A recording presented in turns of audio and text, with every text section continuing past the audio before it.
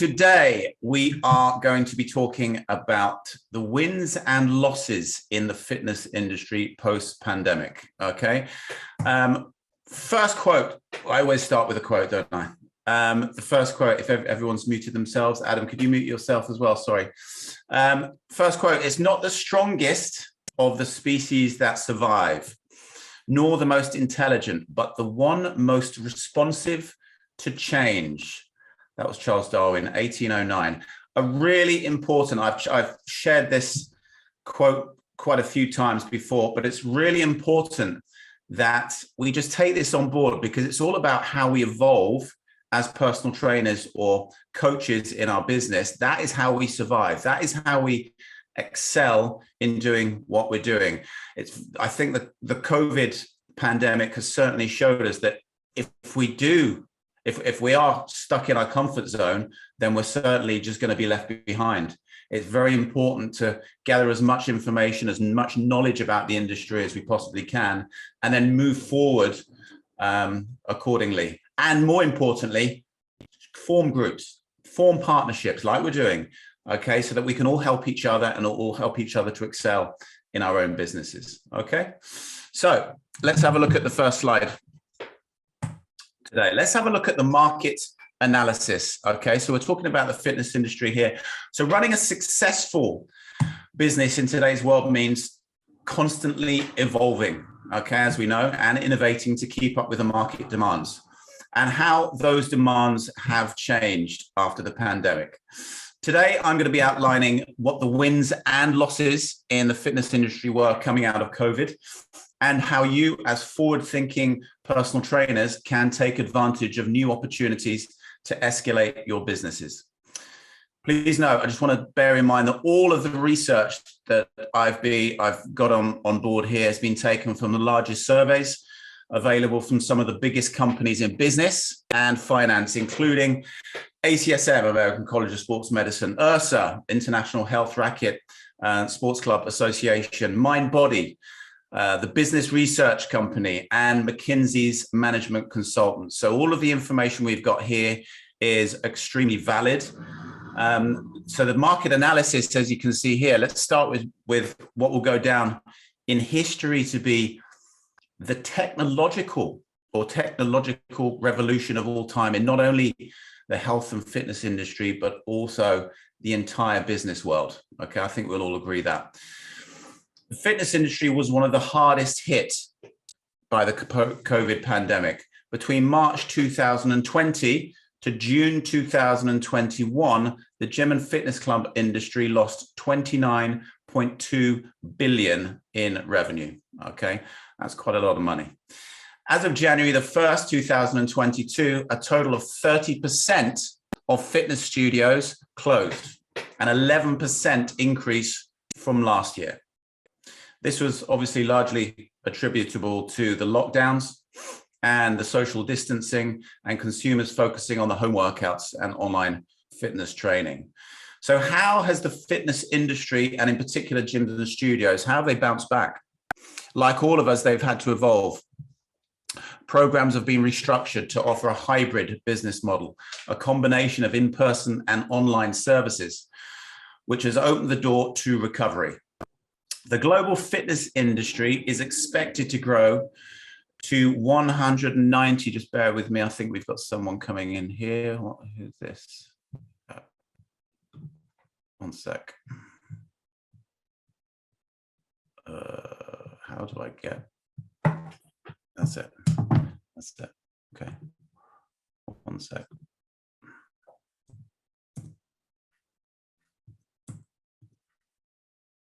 Andrew, good morning. You throw me off my path slightly, but it's okay. I'm still with you. Let me just go back here one sec. There you go. There you go. Good. Here we go. Perfect. Okay. So the global fitness industry is expected to grow to 190.56 billion this year and reach 434, as displayed here, 0.74 billion in 2028. And this is according to the Business Research Company's report. So what has been the shift in consumer behavior? How has COVID changed consumer behavior? So the pandemic certainly reinforced the importance of physical and, more importantly, fundamentally, mental health. Okay, whereas before the pandemic, physical health and looking good was the main driver, people are now more concerned and more interested in your mental health, looking good second. So which should be a focal point for all of your marketing strategies. Okay. The Mind Body 2022 fitness report asked over 16,000 Americans, and yes, that is Americans. The UK will always follow suit in terms of ideology and trends, about their fitness and wellness routines, and found the definition of wellness now encompasses a whole lot more than being in shape and focuses on the mental, physical, and spiritual dimensions. Thinking about incorporating deeper motivations and mental health benefits into your marketing, messaging, and timetable will really ring true with most people post-pandemic now. Consumers are seeking variety in their fitness and wellness routines. Fitness will always be a cornerstone, but to be a savvy fitness operator nowadays, it is essential to support the other dimensions of wellness. Partnering with Pilates, yoga instructors, for example, to offer a more holistic approach. Intellectual wellness has also come to the fore, offering 15-minute talks, workshops on immune health, nutrition, or sleep will open the doors to a whole different market, and you can always tag them on the end or at the beginning of existing workouts. The important takeaway here is try new things. Maybe a series of free workshops as an introductory offer, or partnering with other businesses will expand your sales funnels. Consumers still feel intimidated, and we discussed this about going to the gym. In fact, gym intimidation creates opportunities to entice new recruits to your online offerings. Consumers have increased their spending on digital fitness with live streaming workouts and having the flexibility of on-demand videos at home, as well as huge investment in connected at-home fitness equipment, obviously, like we all know, as Peloton, which has also made some people think twice about going to the gym after all of that investment. With that said, this year has seen a massive resurgence in people going back to gyms and in-person personal training as well, as you've all probably seen. But don't be fooled. Virtual remains a strong acquisition and retention tool. If you're worried that virtual or streaming classes are a barrier to in-person training, it most certainly is not. There's good evidence to suggest it's actually an effective way of breaking down barriers to meeting new clients or introducing new classes to the timetable, which can then be built on with in-person attendance if need be. Virtual fitness is here to stay. As this report says, curbside pickup began as a pandemic adaptation for restaurants. Now it's a basic expectation. Virtual fitness is increasingly viewed in the same way nowadays. So let's have a look at the key fitness trends. What are the key fitness trends, and what are the ones taking the fitness world by storm? Here we are. The annual ACSM's Health and Fitness Journal Worldwide Survey is the go-to predictor for fitness trends, surveying 4,500 health and fitness professionals globally. Wearable technology, as you can see, home exercise gyms and outdoor activities are the top 3 trends for this year. And let's just have a little bit more look in detail about these. So wearable tech has been in the top 3 trends since being first introduced in 2016, which obviously includes activity trackers, smartwatches, heart rate monitors, and GPS tracking devices. The ability to track clients with data, including steps, sleep, heart rate like we do, body temperature, calories, and much more, is an absolute game changer in terms of keeping your clients accountable. Creating programs that set targets for sleep steps, calories in and out, for example, will keep your clients motivated, inspired, and most importantly, loyal to your services. Using software like Trainerize, I don't know if you've used software like Trainerize before, allows you to keep tabs on all of this data and ensures you have the best possible chance of getting results. Home exercise gyms. The hybrid work environment is here to stay, and clients will always need that one-to-one attention to use their equipment at home. Partnering with equipment suppliers, offering complimentary taster sessions is a great way of expanding your network and getting people using their gym exercise equipment at home with you. Outdoor activities, as you can see, this was when I was in Regent's Park and some of the other parks doing Fit 1000.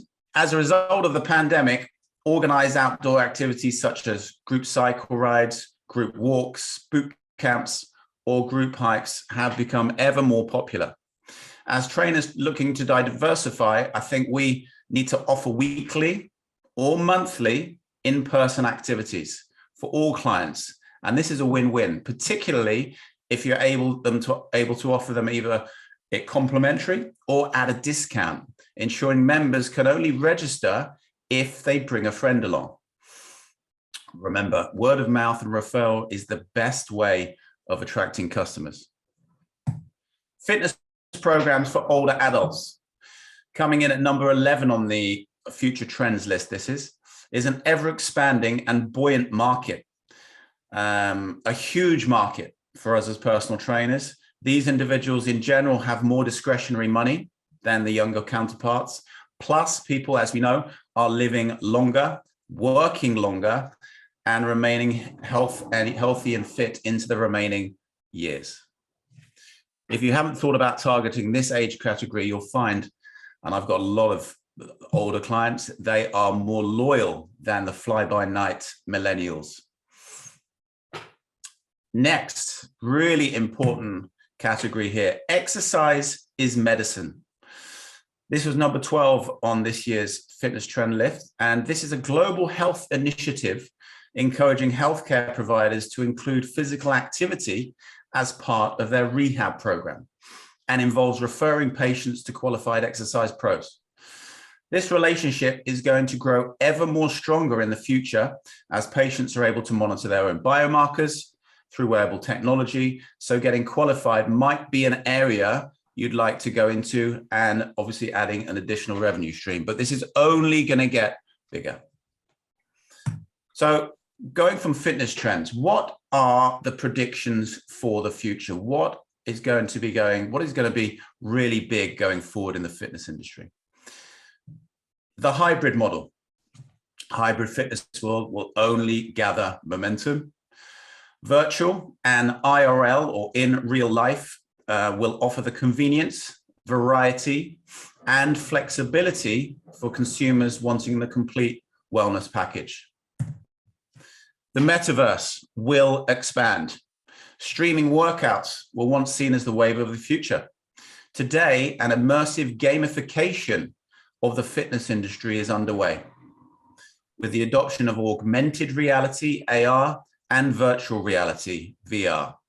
Researchers are predicting growth of more than 125 billion globally by 2024, and with 23% of American consumers already exercising with a virtual reality app, the UK will not be too far behind. Personalization. According to a McKinsey report, over 70% of consumers expect to have personalized interactions with brands they invest in, and over 3/4 get frustrated when they don't. In the fitness space, this stands for offering services that tailor the client's experience, customizing workouts based on their biomarkers like heart rate, calories, individualizing nutrition plans based on genetics and DNA, offering bespoke reports and advice on activity levels, sleep, and even gut health.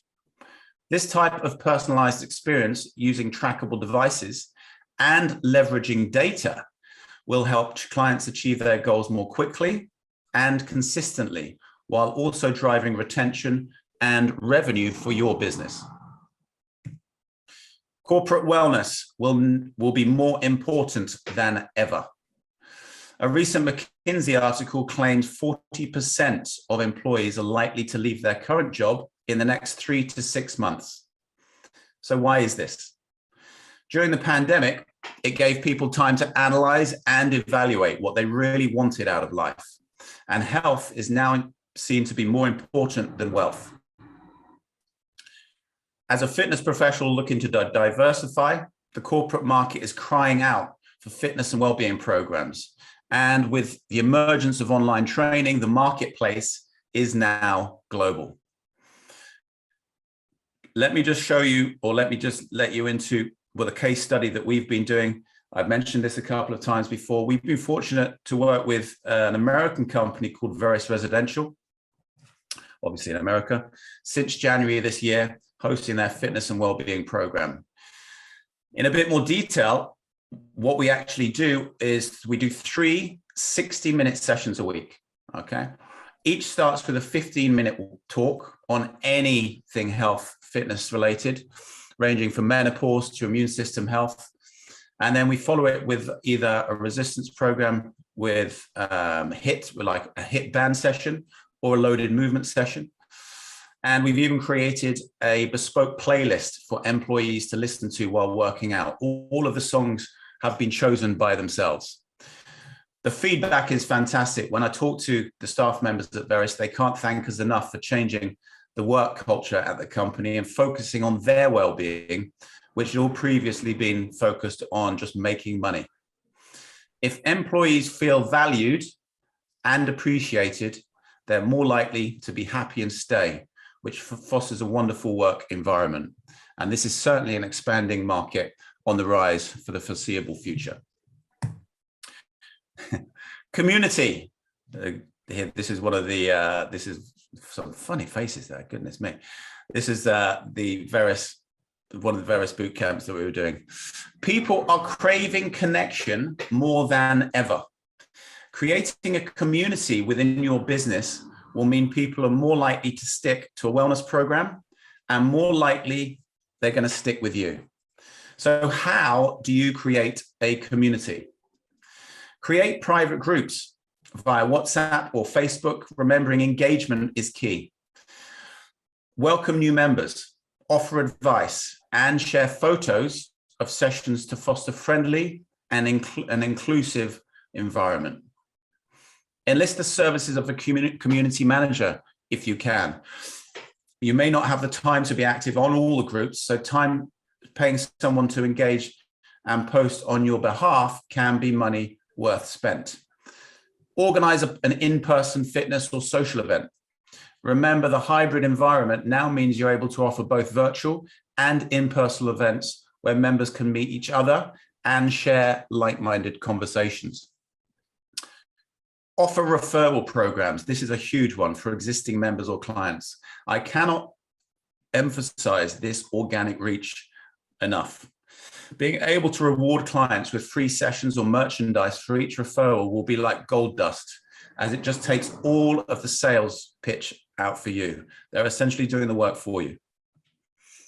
So what are the takeaways? The takeaways to really help you improve your business. Well, firstly, it's really important to think about what people are demanding post-pandemic, incorporating mental, spiritual, and physical elements into your marketing, messaging, and timetable. Broaden your horizons, thinking about partnerships with other fitness trainers, yoga or Pilates instructors for cross referrals, or expanding your program of specialities with a more holistic program. Thirdly, think about the importance of intellectual wellness, trying to start short workshops on topics like obviously sleep or nutrition, educating your clients, or indeed partnering with local businesses to offer wellness packages. Always the best way is word of mouth marketing, like we discussed before, and perhaps offer free sessions for every referral. Fourthly, this is really important. Think about client accountability. So important nowadays. People like to feel like they're being watched. So the more tracking data you're able to collect through wearables, the better the results. And more importantly, it will foster client loyalty and give them the personalization people crave post-pandemic. And fifth, diversification is key, like we saw in that initial quote. Don't be afraid to venture into areas of fitness and well-being that you're unaccustomed to, but always maintain that brand recognition. For example, like we touched on, exercise is medicine. That is going to be a big future trend. So getting a GP exercise referral qualification would only add more strings to your bow. And one little takeaway to share with you, just remember these 4 Ps. Be patient, be persistent, be progressive, and more importantly, always be people-oriented.